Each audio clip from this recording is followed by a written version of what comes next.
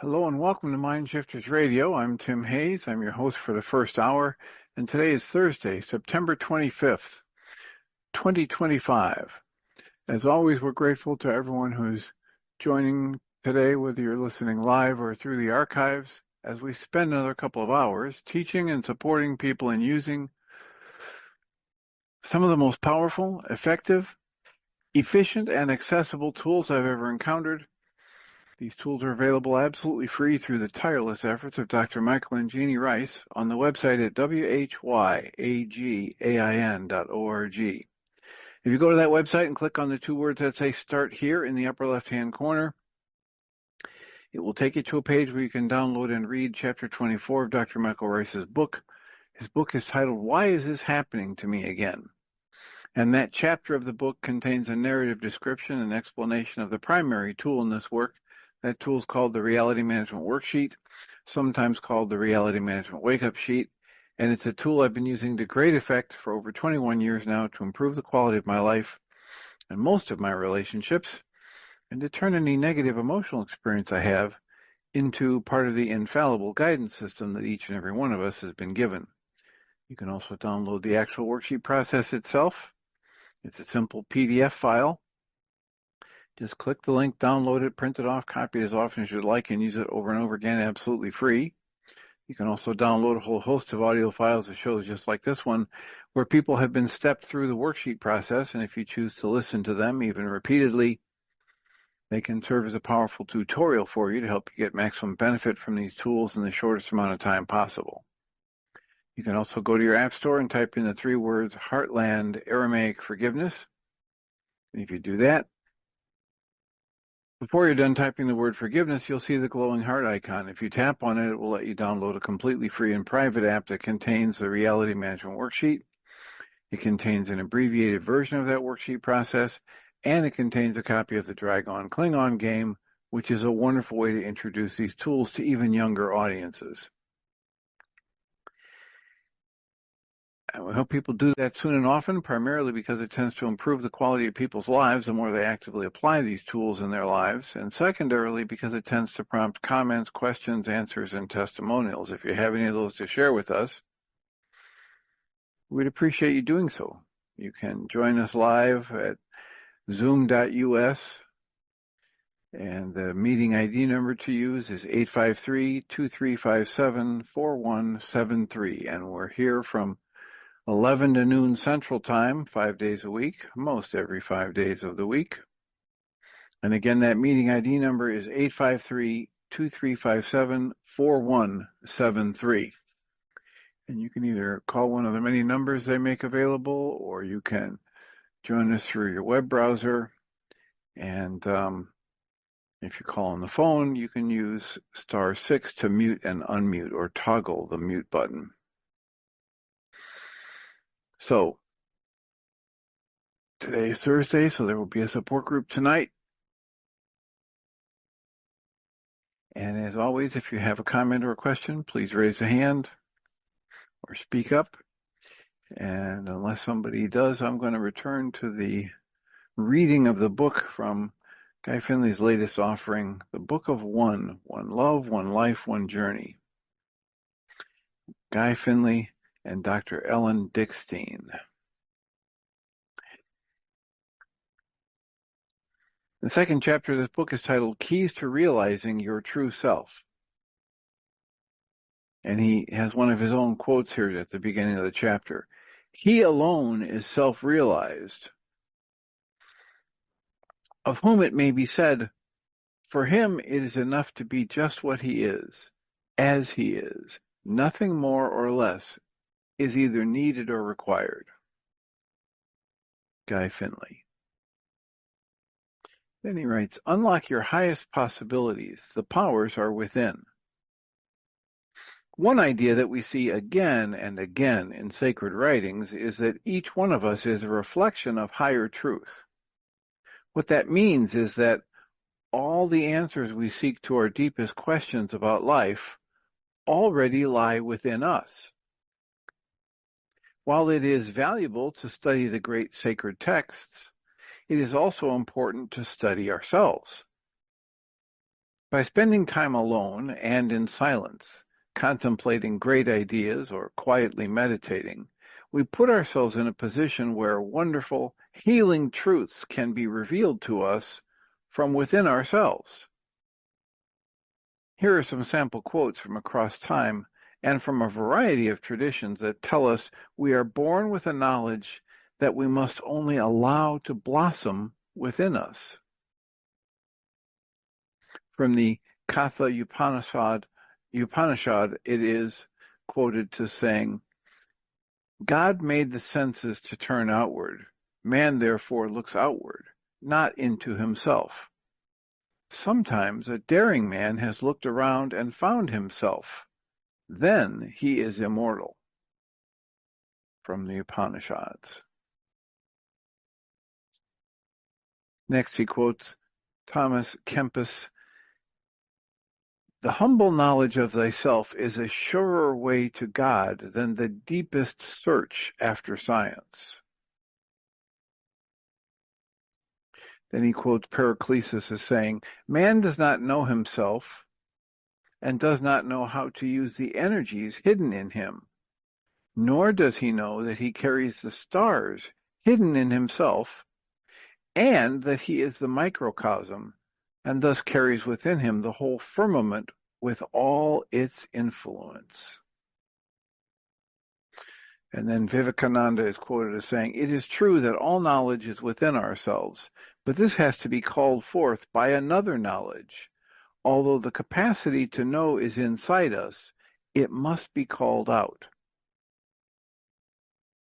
And Guy writes, and so it should be clear, the truth we seek is within us, but we must work to uncover it.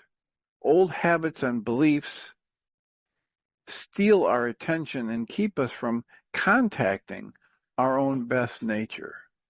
Old habits and beliefs keep us from contacting our own best nature. The next section is titled The Golden Rule of Self-Realization Revealed. Guy writes, in recent years, we've seen scientists make amazing discoveries about how our bodies work, about new modes of energy, about new ways to communicate with one another, about the origins of the cosmos itself. And yet, very little has advanced in how we understand ourselves. And so, if anything, humans have gone more, quote, off the rails, close quotes, in terms of anger, anxiety, and diminishing connection with one another. Maybe we haven't been devoting enough energy to exploring the most important frontier of all, who we are.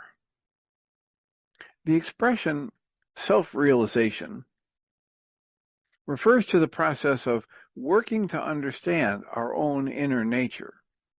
And since the beginning of time, the great sages have said that this is the highest goal of any human being. They tell us that achieving self-realization completely changes every aspect of our lives in ways we can't even imagine now.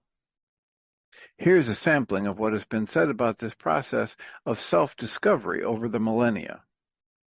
Jesus Christ was quoted as saying, when you know yourselves, then you will be known, and you will understand that you are children of the living Father. But if you do not know yourselves, then you dwell in poverty, and you are poverty. Then he quotes William Law as saying, it is therefore exceedingly good and beneficial to us to discover this dark, disordered fire of the soul, because when rightly known and rightly dealt with, it can as well be the foundation of heaven. And then there's a quote from somebody else. The page will turn for me. There is a quote from Franz Hartmann. He says, but where can man find the truth? If he seeks deep enough in himself, he will find it revealed. Each man may know his own heart. He may send a ray of his intelligence into the depths of his soul and search its bottom. he may find it to be as infinitely deep as the sky above his head. He may find corals and pearls, or watch monsters of the deep.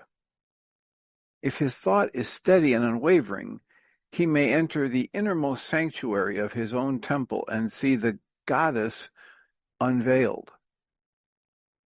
Not everyone can penetrate into such depths, because the thought is easily led astray.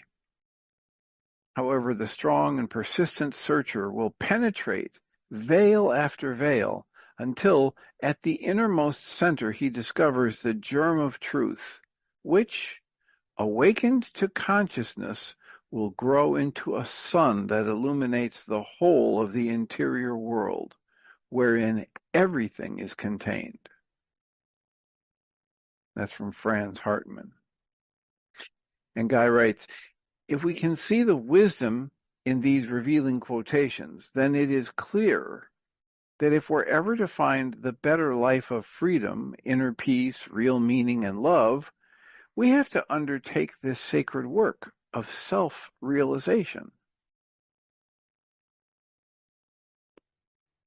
As we've talked about before, there are gurus who spend their entire teaching life only asking one question of their disciples, and they ask them each day, who are you? And in probing that question deeper and deeper, in staying with it and marinating with it, we, as they talked about in this last quote, pierce the veils.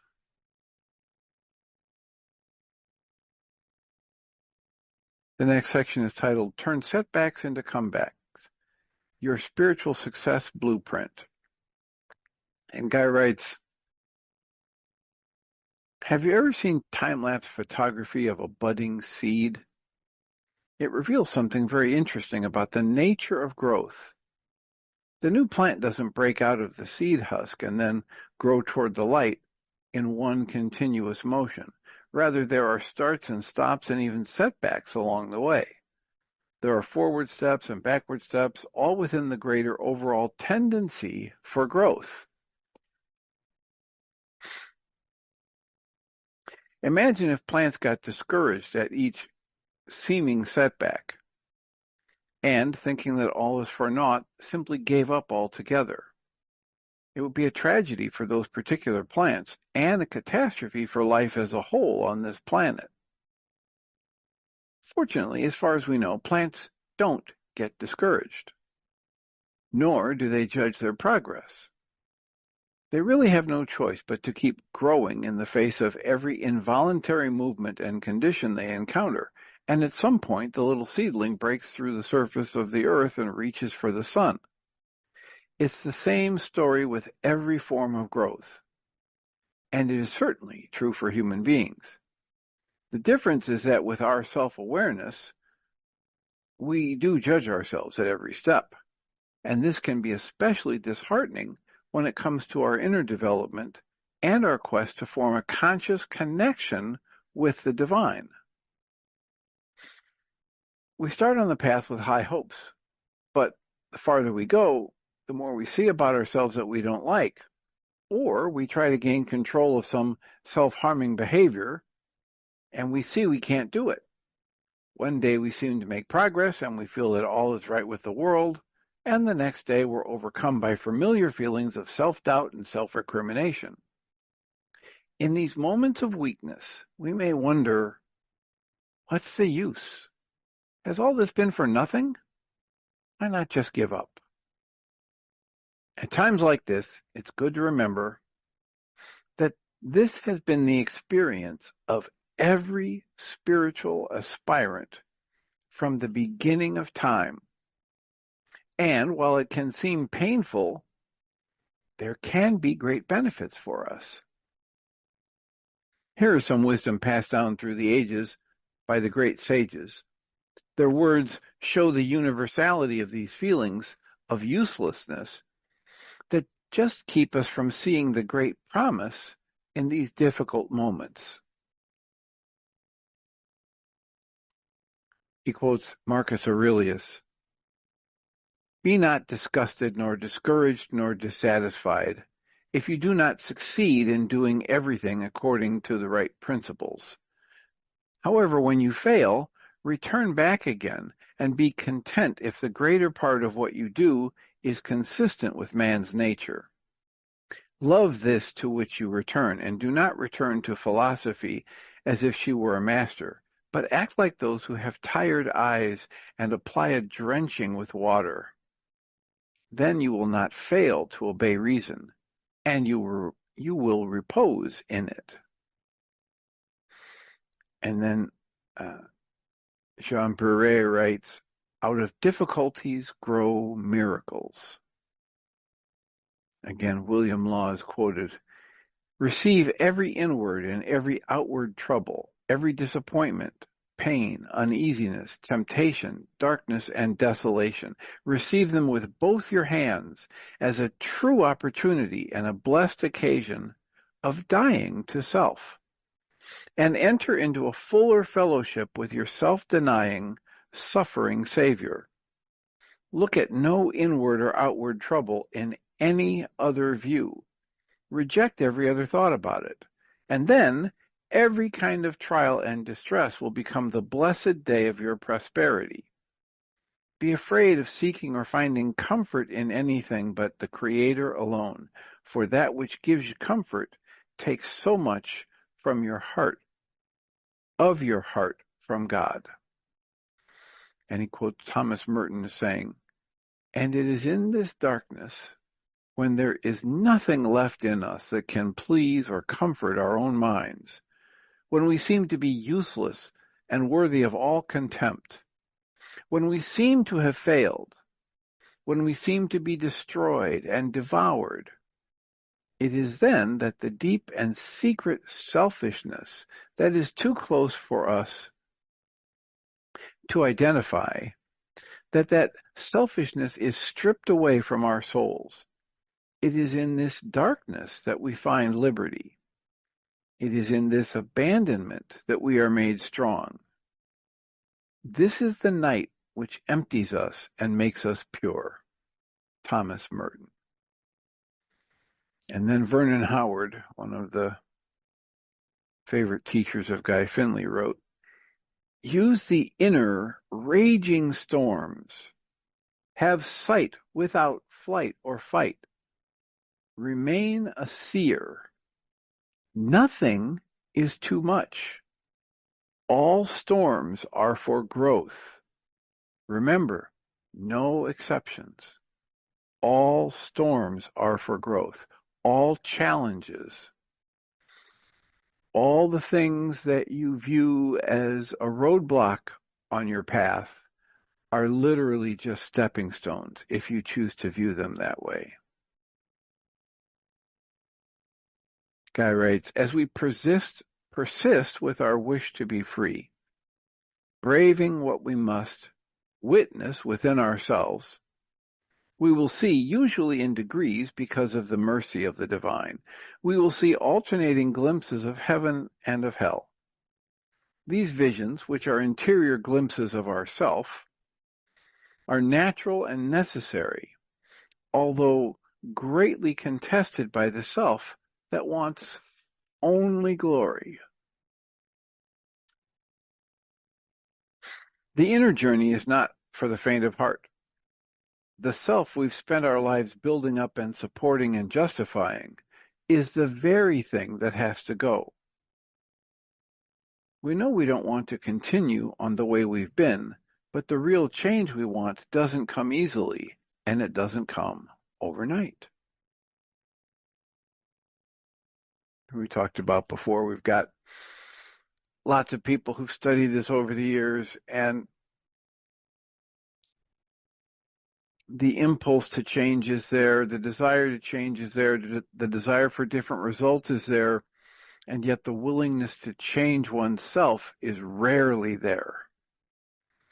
I had somebody last night, or the night before last in the support group, ask, why do you think there are so few men compared to women in the support groups and on the internet show? And I said, don't really know.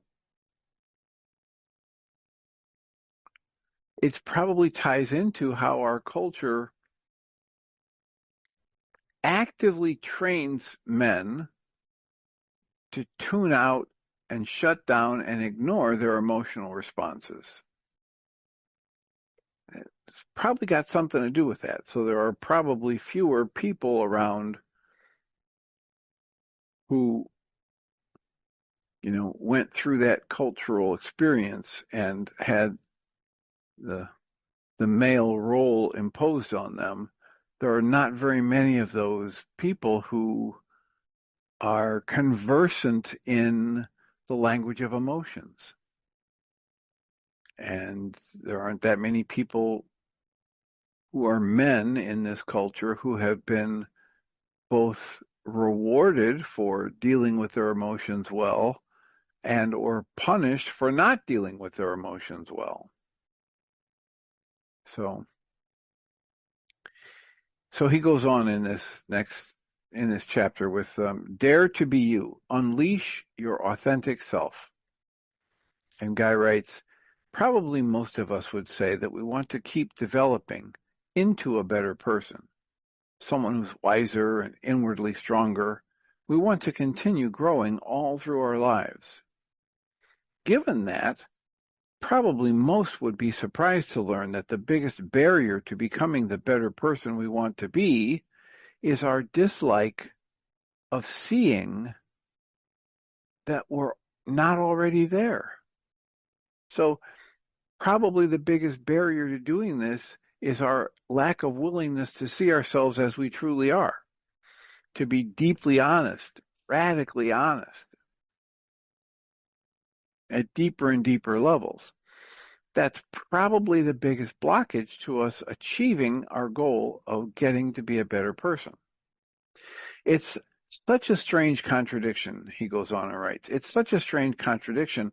We can see that we keep hurting ourselves and others. We know we're in pain. But if any event shows us a weakness or a limitation in ourselves, we jump to our own defense and blame other people for the situation or for not allowing our perfection to shine through. Worst of all, should we no longer be able to deny what we see, we often become discouraged about the process of self-discovery and the possibility for genuine change.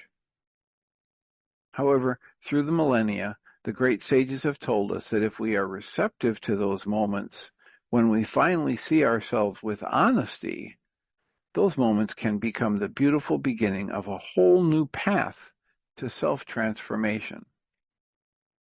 Self-honesty is natural and necessary to embarking on the greatest adventure of our lives. We have to see unflattering things about the nature we live from in order to rise above that level of self and into a higher state. So here's a sampling of encouraging wisdom. From Rumi, he quotes, "An empty mirror and your worst destructive habits, when they are held up to each other, that's when the real making begins. That's what art and crafting are. A tailor needs a torn garment to practice his expertise. The trunks of trees must be cut and cut again so they can be used for fine carpentry." Then he quotes Blaise Pascal saying, "We owe a great debt to those who point out our faults, for they illuminate as well as humiliate us. They prepare for us the exercise of correction and freedom from fault." He quotes Francis Fenelon as saying, "Never let us be discouraged with ourselves.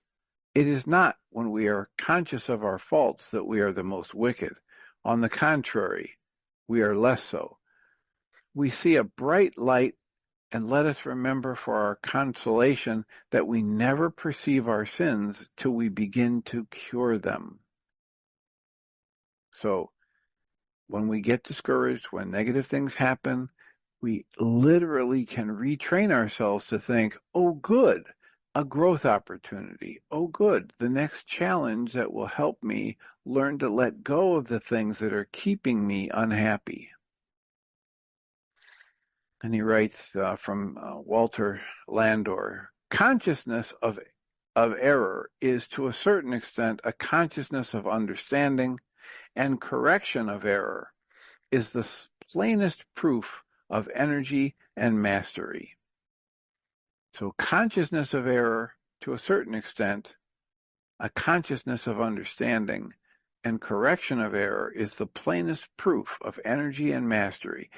So essentially, if I'm not willing to admit I'm wrong, if I'm not willing to explore the ways I might be wrong that I'm not seeing, if I'm not willing to look at my current situation from a variety of different perspectives, I can't make progress.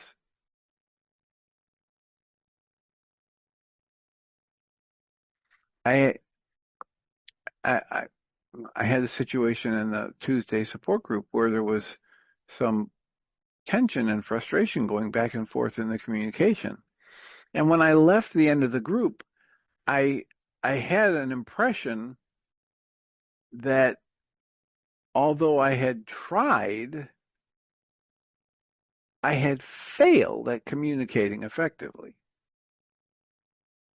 If I hadn't been willing to take feedback and input from people, if I hadn't been willing to go back and review the audio file of the interactions, I wouldn't have seen what I need to see to move forward.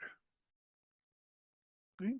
Going back and looking at what was said and understanding what I was feeling at the time and listening for the shift in the tone of voice or the tension and letting myself remember not just what I'm hearing on the tape, but what I was feeling at the time. It shows me what I need to release. And if I just say, well, I've been doing this work for 50 some years, so I know I was in the right. I know I'm very clear about my emotions. I'm very clear about my motives. If I take that position, I can't learn. I can't, because from that position, I'm not actively applying the tools. And if I won't actively apply the tools, if I won't ask to be shown and actively apply the tools, I can't grow past where I've been. Who I have been is powerless to take me any further. Who I have been is powerless to take me any further. Donald writes, reminds me of the idea of how we all should fail as quickly and as often as possible. Each failure is an opportunity to learn.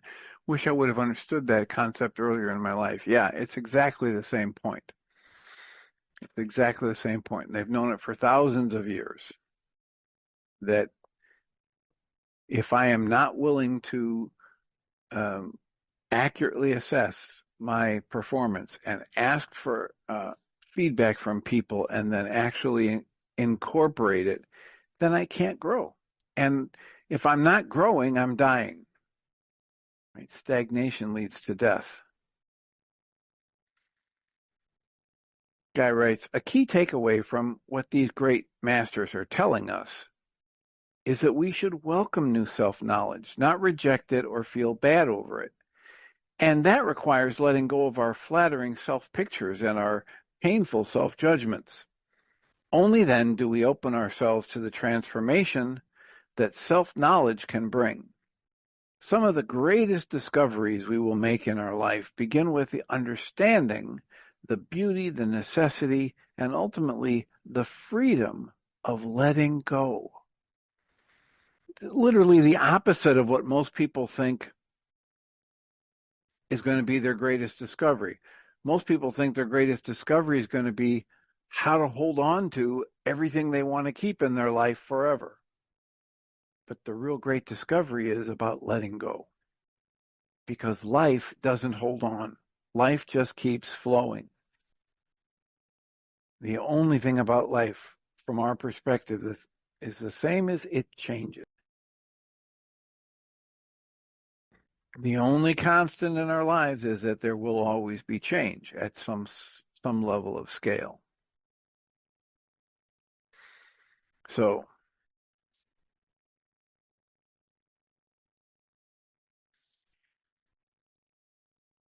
the next section in the writing is from self-sabotage to self-mastery.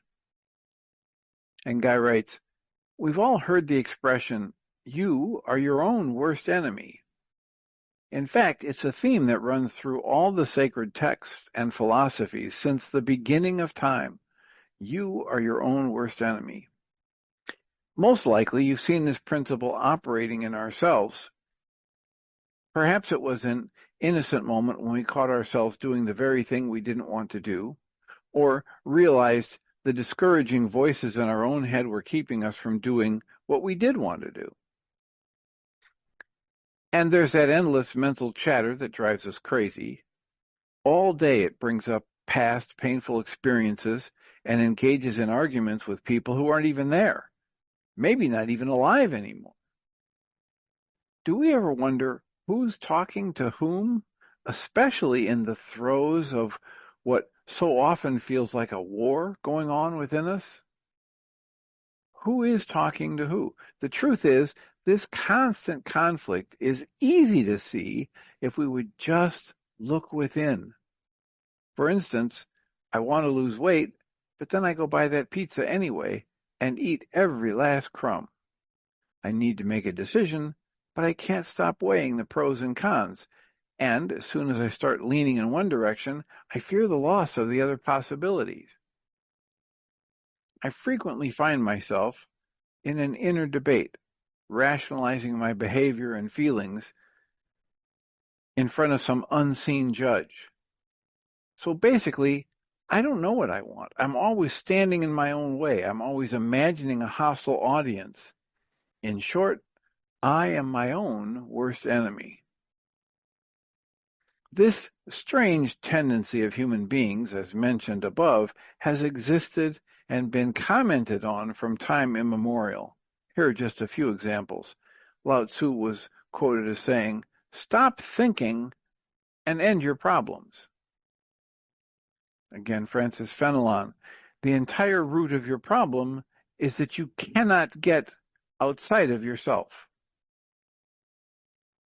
Soren Kierkegaard quoted as saying, "If he falls in this conflict, then he falls by his own hand. For physically and externally understood, I can fall by the hand of another, but spiritually there is only one who can destroy me, and that is myself." He quotes Albert Einstein as saying, "The true value of a human being can be found in the degree to which he has attained liberation from the self." Then he quotes Chief Dan George as saying, "O great spirit, whose voice I hear in the winds, I come to you as one of your many children. I need your strength and your wisdom. Make me strong, not to be superior to my brother, but to be able to fight my greatest enemy, myself." Chief Dan George, born 1899, died 1981. And that quote from Chief Dan George has been attributed to a variety of different authors or speakers over the years. Black Elk Speaks, a Native American anthology. I think it's in there.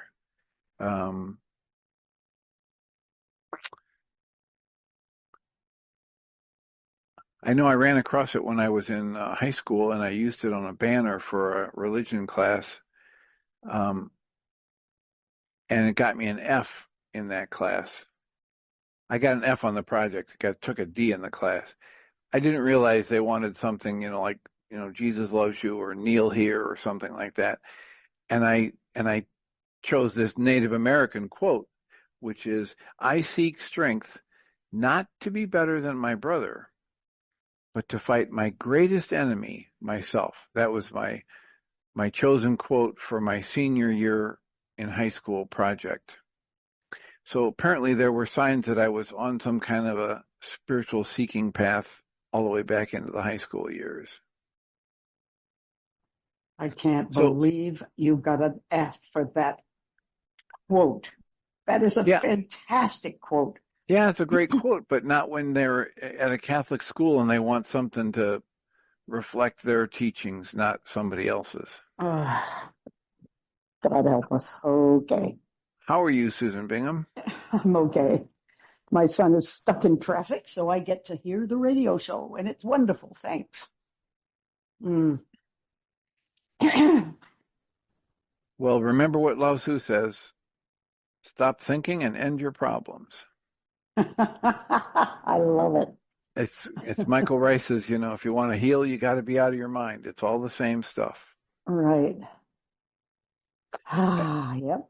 And on Tuesday night, we had somebody who was asking, so what is this sustained incoherence thing, right? So it's the same thing. Mm-hmm. It's the idea of trying to use the wrong tool and, making little or no progress or making things worse because I can't think my way out of a problem that I created with my thoughts.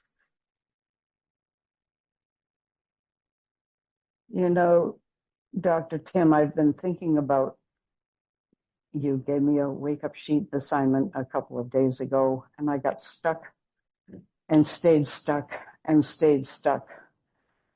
But somehow, even just being stuck, things started shifting around the edges. I never really got through that wake-up sheet, but something moved anyway. I guess what I'm saying is the tools have side effects or subsidiary ripple effects. benefits. Yeah, ripple effects. It's the gift that keeps on giving. When you give yourself the gift of a worksheet, it keeps on giving. The stuck thing was that you give up the goal. That was something I kept reinstating even while I was claiming I had given it up. But pretending that I'd given up the goal, now let your mind sink into other parts of yourself, or where could this have come from? And my story hasn't yielded much new material. I don't have these big revelations. Oh yeah, when I was 6, my dad did that. Or I know the stories. And maybe because I know them, I think I have done everything I can with those stories. That's one thing, Yep. All right, I've heard this one before. Why does this one keep coming back? This isn't supposed to happen. Right. I've used this before. This is, yeah. And well, then remember, I have to be willing to do an infinite number of pieces of work on it until it's not there anymore. I can't say, oh, I should be done with this, because that's not how the system works. But then I had a friend in our group who tends to make pronouncements and like, after all, we're all one, and sort of wipe out the whole conversation. But she said, well, maybe it's from a past life. It's like taking out the floor from under. As soon as you say that, there are infinite possibilities for terrible catastrophes that we have no access to.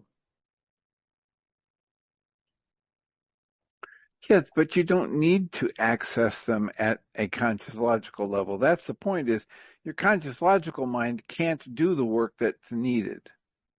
It's too small, it's too, limited to its programming, etc. So you don't have to worry about figuring it out. You just have to be willing to use the tools. Or, even the simple tool of just asking to be shown. Well, the idea is that we fall into, Michael uses the the Twin Towers thing collapse in on itself. And what do you have? You've got this footprint. So I'm sitting looking at the footprint. I'm thinking, well, all right, come on, hand it over. What is it? I'm still sitting there. It's the forgiveness pattern. I give up expecting anyone to change. I give up expecting myself to change or hoping for change. I give up all this. And so I'm left with nothing but maybe this footprint. And anyway, that isn't to say the tool isn't useful, but I've stopped being able to sort of know where to go at this point with this particular one. It's about my grandson. I keep reinstating my worry about him, and then extricating myself and going about my life and wishing him well and sending him love, and then finding I'm right in the mire again. And my daughter, do you have any yeah, kind of an inkling that worrying might be part of his problem too? yeah, I understand what you're saying. It's Do you not have, helpful. yeah, do you have any kind of an inkling that there might be a cross-generational family pattern about worrying?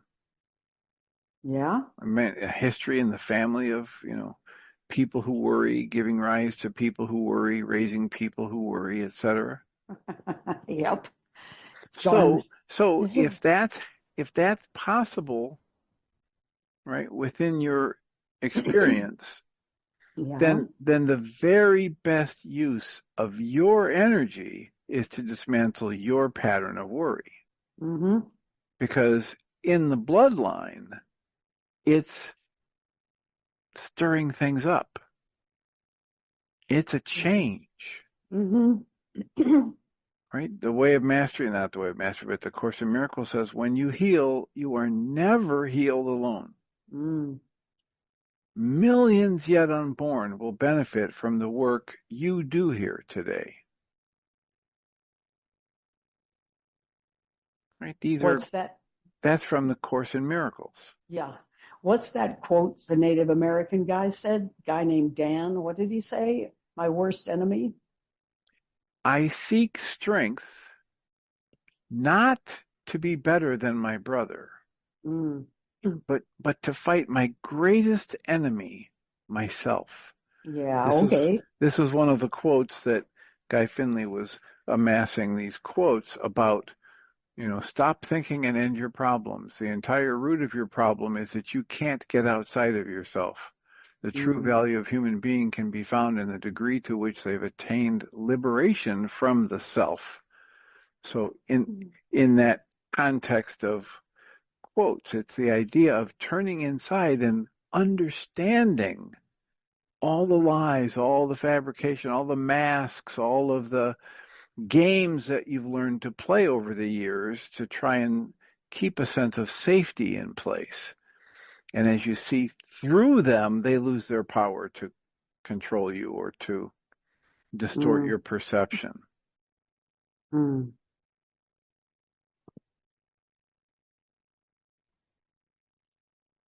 Well, good luck to all of us. I understand that. I think the the benefit of that, getting there, has been a different matter. The benefit of getting there has been a different matter. What do you mean? I'm not sure what I meant. No, no, I can see the benefit of getting there. The getting there is a different matter. Being able to get there. Yeah. Yeah, it's like what he's saying here in these quotes. It's going to take some time. There's some work involved. Mm. Like Michael Rice likes to um, give a different view than the Christians or the Catholics that say all you need to do is call on Jesus to do the work for you and it's all done. Michael Right. says there's work to do. We've been, actively participating in the life we've created and experienced. So if we want a different life, we've got to change what we're doing to create the experience.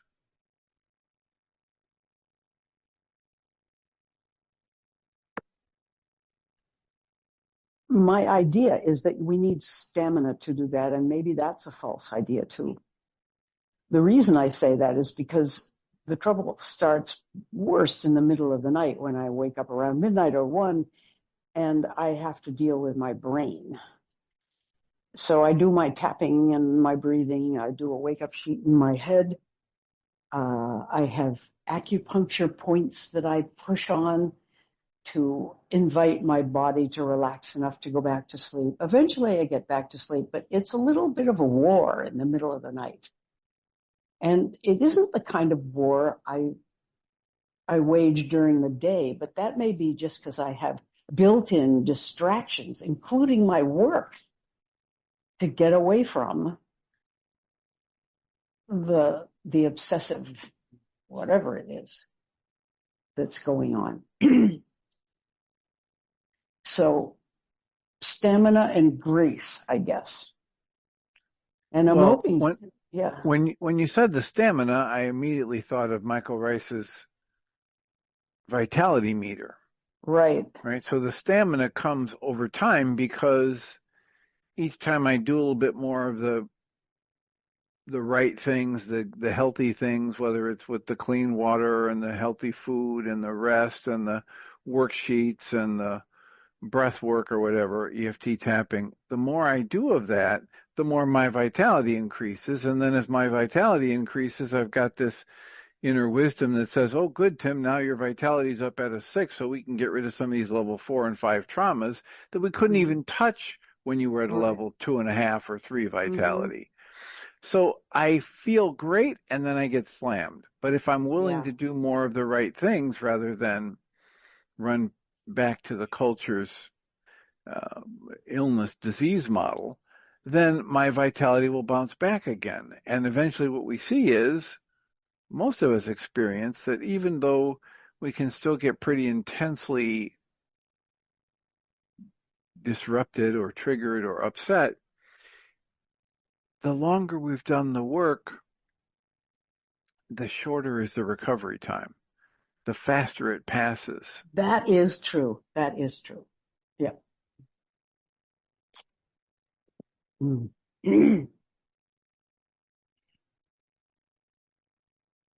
Yeah, it's a key to be willing to understand how thoroughly we might be screwing something up when our mind wants to tell us we're doing fine, we're doing everything right, it's this other person's problem. Right? If I'm in pain, it's always my problem. Yeah. Always, always, always, always.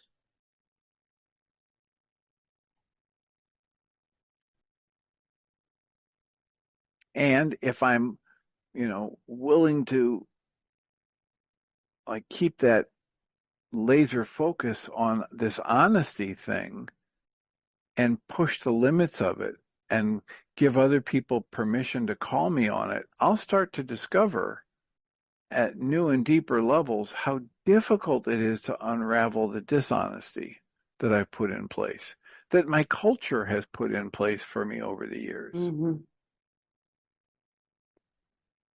I forget who it was. It's one of the stars that was in that television show Charmed. And I saw a thing recently that she's going under the knife to have her breast implants removed and talking about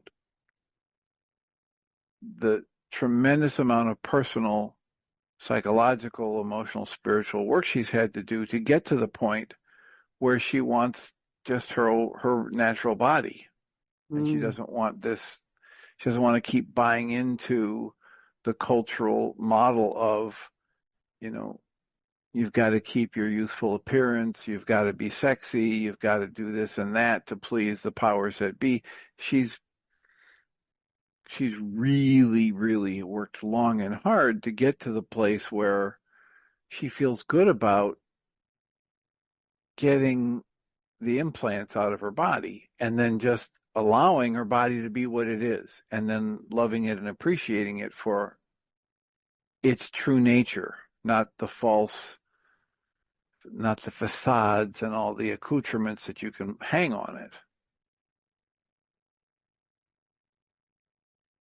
I keep coming back to the two books that really, really got me on that issue of deeper levels of honesty. One of them was the book Untamed by Glennon Doyle, and the other one was the book We Are the Luckiest by Laura McGowan.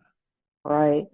And they both do a really good job in their own way of addressing their need to be more honest with themselves in order for their recovery and their program and their building a healthier life to bear fruit.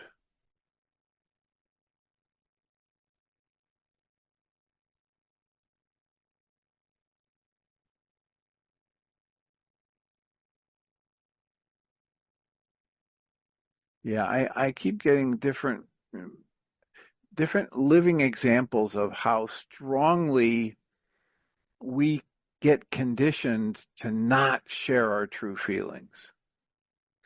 Then, in the first place, to not even be aware of them. I mean, we aren't really trained, and we don't have classes in how do you identify and accurately name your emotions. How do you separate out anger from frustration, from hatred, from rage, from hurt, from confusion. We don't teach people that.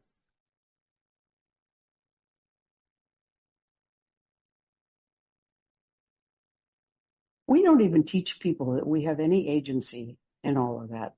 We really go around thinking things are happening to us. Exactly. This is happening to me, not for me. Yep. Yeah, life is, at one level, there's one level of scale there's a truth to that. Life is just going to go on. It's not happening as a punishment to me or a reward to me. It's just happening.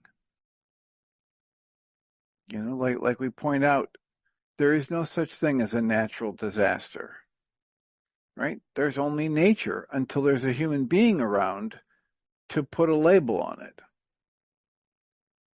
It's just the flow of life, unless there's a human being around to judge it and or to create a very kind of a different, I was going to say distorted, but a different perception of it.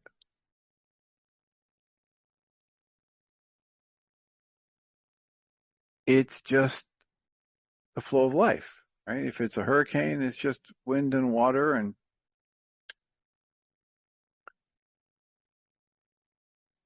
if it's an earthquake, it's just the earth shaking. If it's a fire, it's just the fire running its course until it runs out of fuel.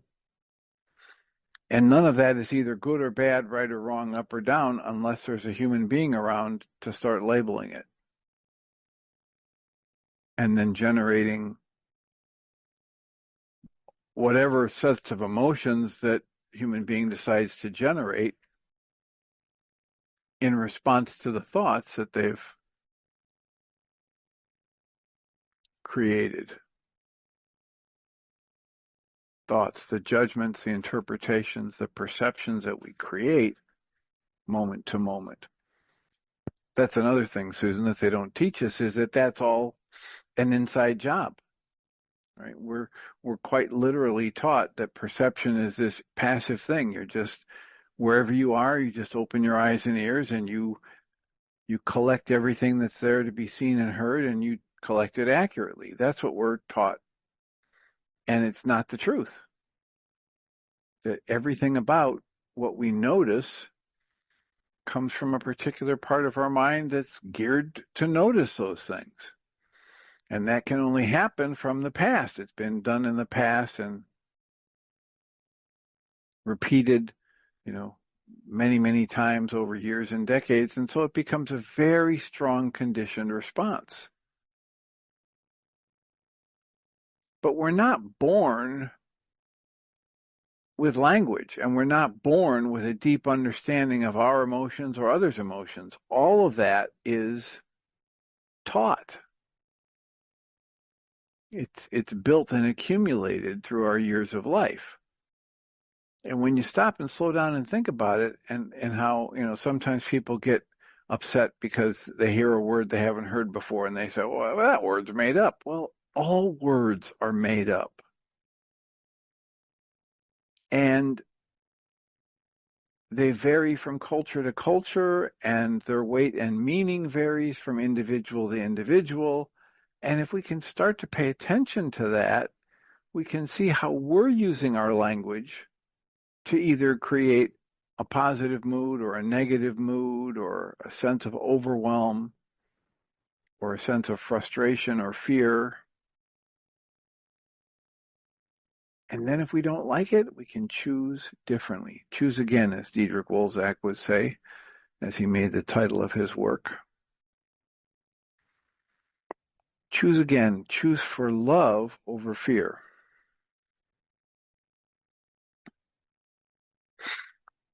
So that's our offering for today. We've got 5 or 7 minutes left. If people want to make a comment or raise a question or provide an answer.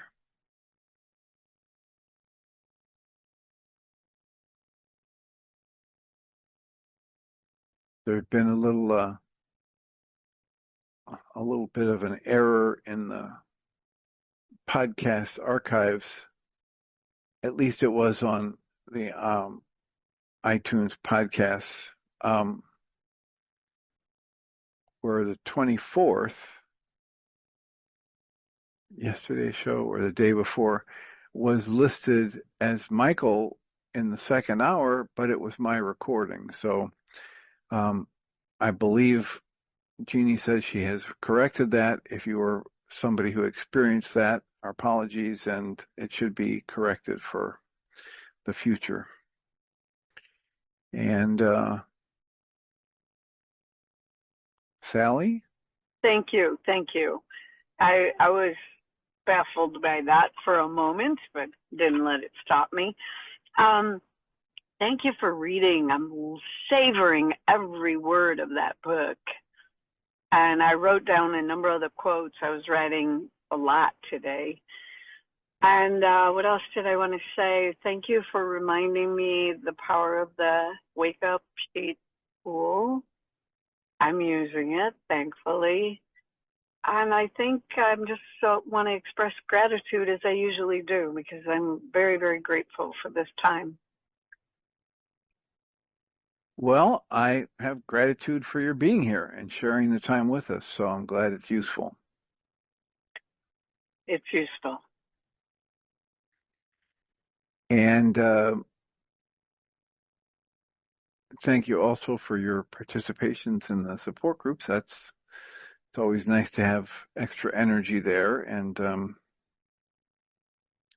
as we talked about, it's not always easy, but it is always valuable to do that work and to get other people's perspectives and yes, and you reminded me of the value of reviewing them, even if you were a participant, to listen again and see how you participated or didn't. And how, at least for me, I will, when I see them again, I can see more deeply and appreciate people more deeply. So thank you for reminding me of that. You're quite welcome and deserving. Yeah,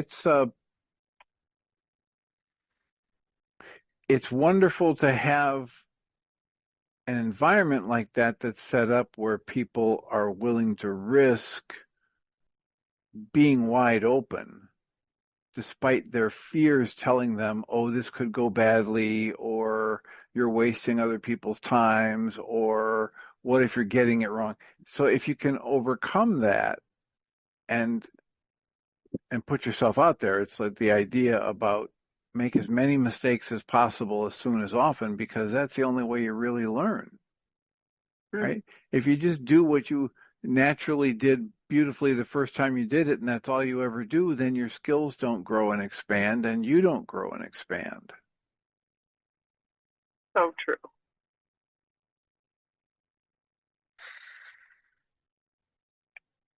So thanks for being here. Thanks for making some comments. It is Thursday, so there will be a support group tonight from 6:30 to 9 Central Time.